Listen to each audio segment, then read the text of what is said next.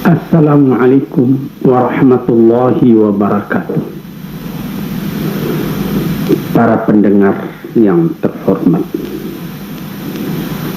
hari ini sebagai biasa kita meneruskan tentang hal pengajian ilmu tasawuf. Sejak dari keterangan yang telah terdahulu kita katakan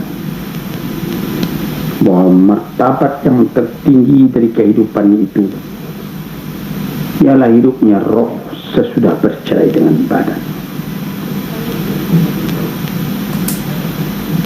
Bercerai dengan kesempitan penjara badan ini, terbang membumbung kepada tempat yang tidak ada batasnya. Ruh raihan raha, kesenangan istirahat. Sebagaimana seorang anak sempit di dalam perut ibunya, lalu dia keluar sekarang ini kepada dunia yang sekarang ini telah salah lapang kehidupan. Setelah apabila nyawa ini bercerai dengan badan, manusia menempuh hidup yang lebih lapang lagi.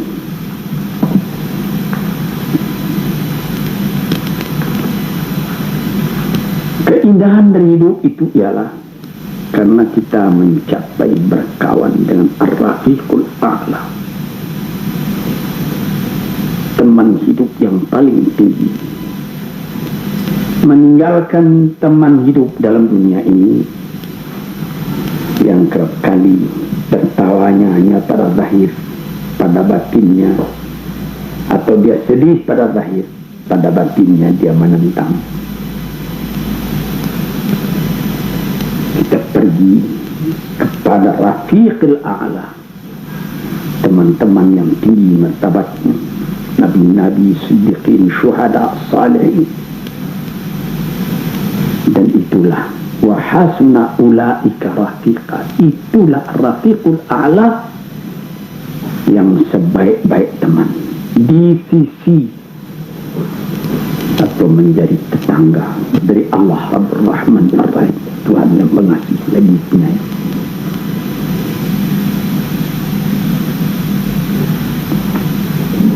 Qad qulta إذ مدحوا الحياة فأسرفوا في الموت ألف فضيلة لا تعرف منها أمان لقائه بلقائه وفراق كل معاش لا ينصف.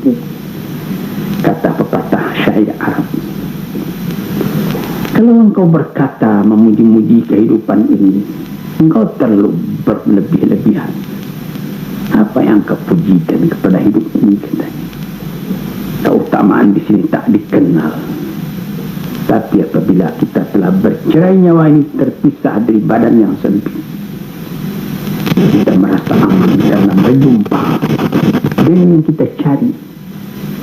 Wa man yarju liqa'a rabbih falyamal amalan salihan wa la yushrik bi ibadati rabbih ahada. Barang siapa yang ingin hendak berjumpa dengan Tuhannya,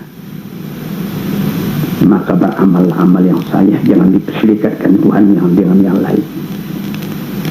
Kita berpisah dengan yang sekarang, yang tidak ada artinya, ini pergi kepada hakikat yang sebenarnya. Jadi meninggal atau mati ialah keluar dari kesempitan, masuk ke dalam hidup yang sebenarnya, jembatan kepada kehidupan yang diingini oleh kaum muslimin.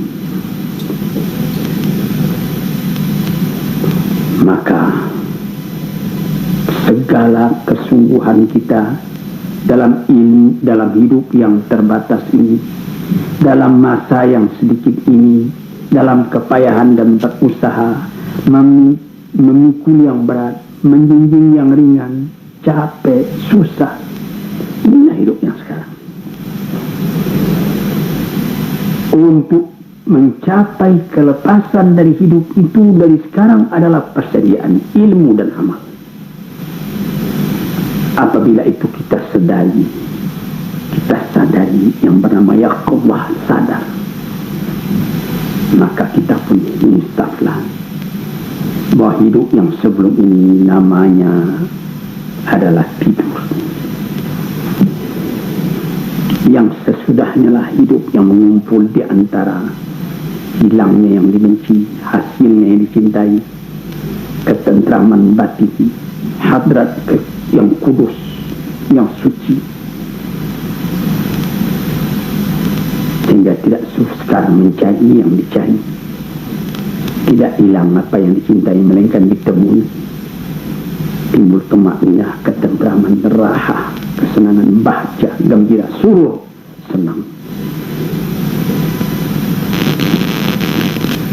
Karena dalam kehidupan yang sekarang ini, kita adalah di negeri yang tidak kita biasa. Tak ada keakuran sebenar di antara kita, di antara penduduk. Cuma karena kita sudah biasa di sini, senang rasanya.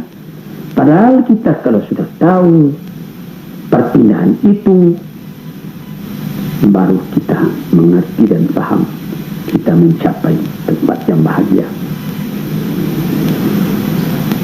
Siapa yang beritahu tahu kepada kita hal yang demikian itu? Wasala ilaina bi khabarin ilahi, sampai berita itu kepada kita dari perkhabaran yang disampaikan oleh Tuhan dengan wahyu yang dibawa oleh Nabi, yang dibawa oleh seorang atau banyak orang yang telah mempunyai kepribadian yang besar,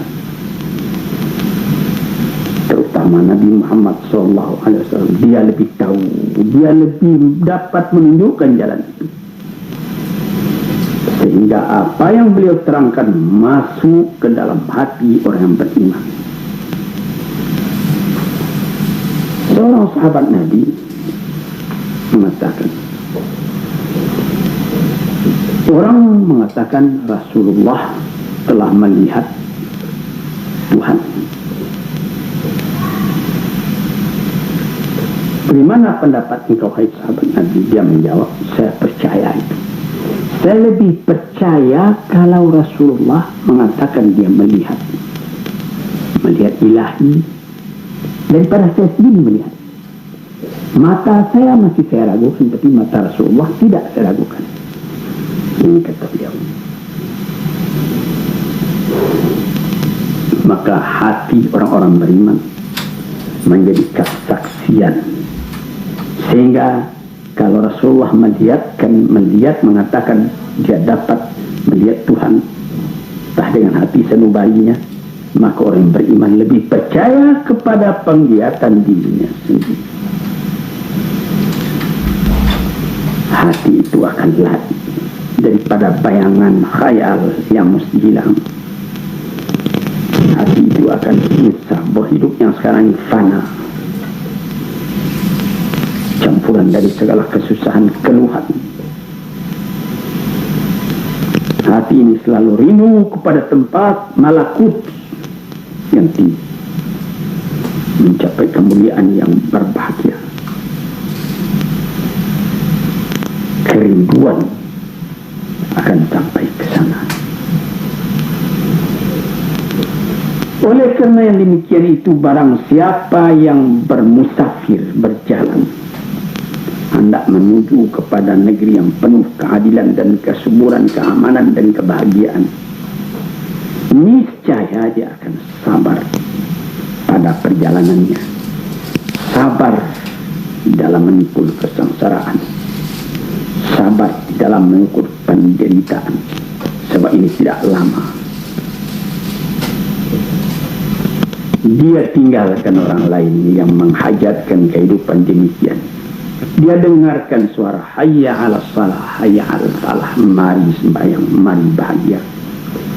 Dia pun berusaha agar dirinya sampai kepada yang dia cintai itu dengan rida dan dengan lapang dada. Dan dia teruskan perjalanannya pagi dan petang. Sampai di tempat perhentian dia akan bersyukur kepada Allah.